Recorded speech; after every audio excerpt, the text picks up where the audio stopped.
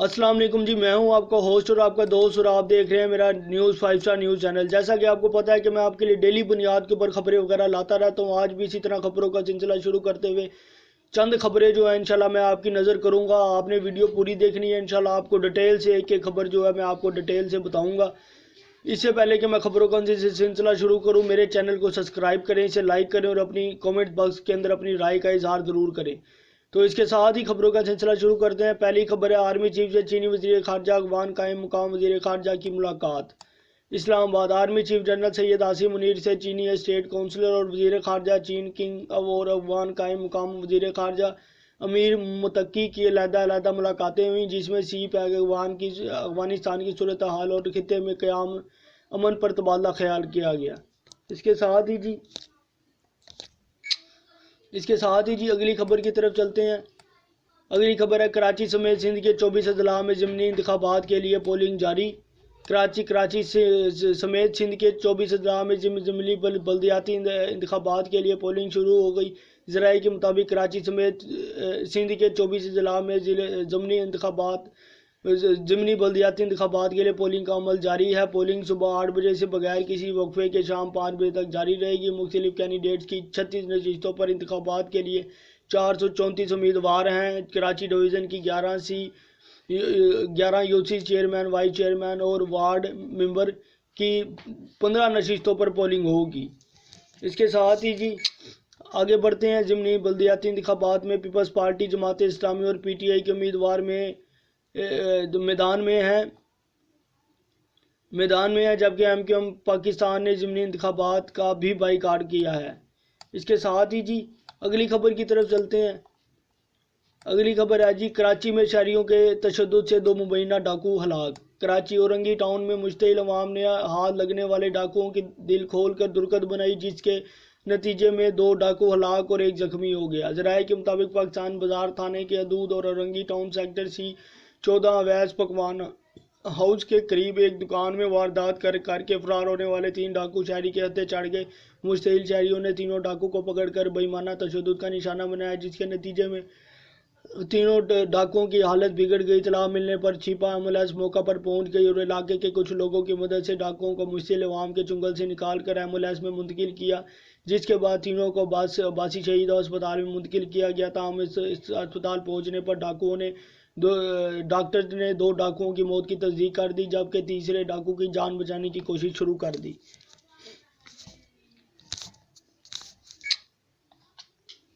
इसके साथ ही जी अगली खबर की तरफ चलते हैं। अगली खबर है जी, लाहौर में पुलिस मुकाबला, 2 मतलूब इश्तिहारी मुलजमान हलाक। लाहौर मनावा के इलाके में पुलिस मुकाबला में 2 मतलूब इश्तिहारी मुलजिम हलाक हो गए। ज़राए के मुताबिक लाहौर में मनावा हरबेस सिंह पूरा और बाटापुर का मछली फार्म के करीब पुलिस ने छापा मारकर पुलिस पार्टी को देखते ही 4 मुलजमान ने फायरिंग कर दी और पुलिस की जवाबी फायरिंग से 2 मुलजमान हलाक, 2 फरार हो गए। पुलिस का कहना है कि हलाक मुलजमान की शनाख्त शेर, गुल और शौकत के नाम से हुई है। हलाक इश्तिहारी मुलजमान ने चंद रोज़ कबल पुलिस मुलाजम नवीद को शहीद किया था। इसके साथ ही जी अगली खबर की तरफ चलते हैं। अगली खबर है जी, पार्लियामेंट से कानून साजी का इख्तियार कोई नहीं छीन सकता। वज़ीर आज़म शहबाज शरीफ का कहना है कि पार्लियामेंट से कानून साजी का इख्तियार कोई नहीं छीन सकता। लंदन में मीडिया से गुफ्तगू करते हुए शहबाज शरीफ ने कहा कि ऑडियो लीक्स ने नवाज शरीफ के खिलाफ साजिश करने वालों के तमाम किरदारों को बेनकाब कर दिया। साकिब निसार मंसूबे के तहत देर रात 100 मोटो लेते थे। वज़ीर आज़म ने कहा कि नवाज शरीफ को झूठे और बेबुनियाद इल्ज़ामात लगाकर नाअहल किया गया और साजिश के तहत 2018 में इमरान खान को मुल्क पर मुसल्लत किया गया, जिसके बाद मुल्क की ज़बोहाली का सफ़र शुरू हुआ। नवाज शरीफ को मंजरनामे से हटाने के लिए मुल्क का नुकसान किया गया। वज़ीर आज़म ने मज़ीद कहा कि मुल्क भर में एक साथ इलेक्शन का इनेकाद भी आईनी तकाज़ा है। पार्लियामेंट से कानून साजी का इख्तियार कोई नहीं छीन सकता। इसके साथ ही जी अगली खबर की तरफ चलते हैं। अगली खबर है जी, पेशावर हाई कोर्ट में खैबर पख्तूनख्वा निगरान हुकूमत के खिलाफ दरख्वास्त दायर। पेशावर खैबर पख्तूनख्वा की निगरान हुकूमत के खिलाफ पेशावर हाई कोर्ट में दरख्वास्त दायर कर दी गई।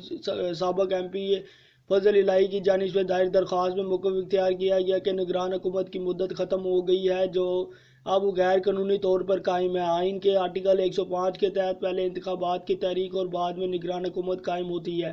درخواست میں کہا گیا اسمبلی تحلیل اور نگران حکومت کو 90 دن گزر گئے، ابھی تک گورنر نے الیکشن کی تاریخ نہیں دی۔ صوبے میں نگران حکومت غیر آئینی اور غیر قانونی طور پر قائم ہے۔ درخواست گزار کا کہنا ہے کہ مدت ختم ہونے کے بعد نگران حکومت ہر اقدام غیر آئینی ہے۔ عدالت سے استدعا کی ہے کہ نگران حکومت کو کام سے روکا جائے۔ اس کے ساتھ ہی جی اگلی خبر کی طرف چلتے ہیں۔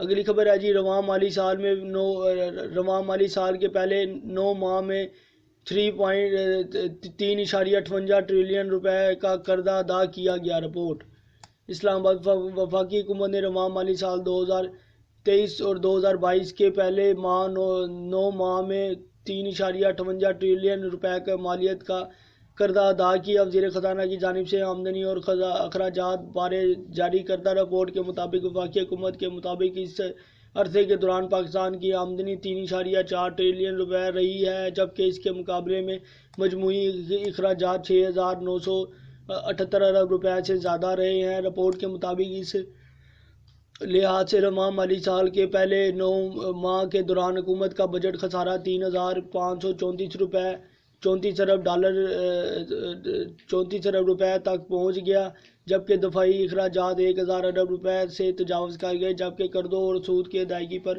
3,582 ارب خرچ کیے گئے۔ رپورٹ کے مطابق جولائی 2022 سے مارچ 2023 تک کے قرضوں اور سود کی ادائیگی پر 3,582 ارب خرچ ہوئے۔ گزشتہ سال کے مقابلے سود کی ادائیگی پر 1,464 ارب روپے سے 1,464 ارب روپے زیادہ خرچ کیے گئے۔ اس کے ساتھ ہی جی اگلی خبر کی طرف چلتے ہیں۔ اگلی خبر ہے جی بھارتی وزیر خارجہ کی بدتمیزی پر عمران خان کا بلاول کا دفاع، جے شنکر پر تنقید۔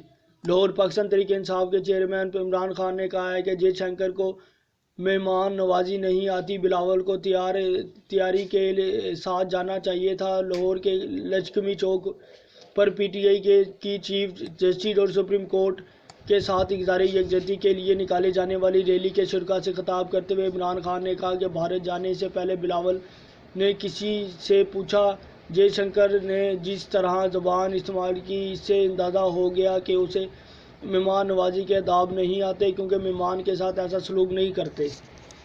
اس کے ساتھ ہی جی اگلی خبر کی طرف چلتے ہیں۔ اگلی خبر ہے جی منی پور ہنگامہ آرائی، بھارتی فورسز کو شہریوں کو دیکھتے ہی گولی مارنے کا حکم۔ نئی دلی، بھارتی ریاست منی پور میں نسل کشی کا بازار گرم ہے۔ مودی سرکار نے پولیس کو شہریوں کو دیکھتے ہی گولی مارنے کا حکم دے دیا۔ بھارت کے علاقے منی پور کے حالات سنگین اور قابو سے باہر ہو گئے ہیں۔ ذرائع کے مطابق منی پور میں بھارتی فوجز کی کارروائی اور ریاستی دہشت گردی قرار دی گئی کشیدہ صورتحال کے باعث منی پور کے لوگ نقل مکانی پر مجبور ہو گئے، جبکہ مکینوں نے صورتحال کو مقبوضہ کشمیر سے تشبیہ دے دی۔ منی پور میں اب تک سینکڑوں گھروں کو نظر آتش کر دیا گیا، جبکہ حکومت نے اب پولیس اور فورسز کو حکم دیا کہ وہ عام شہریوں کو دیکھتے ہی گولی مار دے۔ اس کے ساتھ ہی جی اگلی خبر کی طرف چلتے ہیں، اگلی اور آخری خبر کی طرف۔ اگلی اور آخری خبر ہے جی پاکستان نے چیمپئن ٹرافی 2025 کے لیے بھارتی سے تحریری گارنٹی مانگ لی۔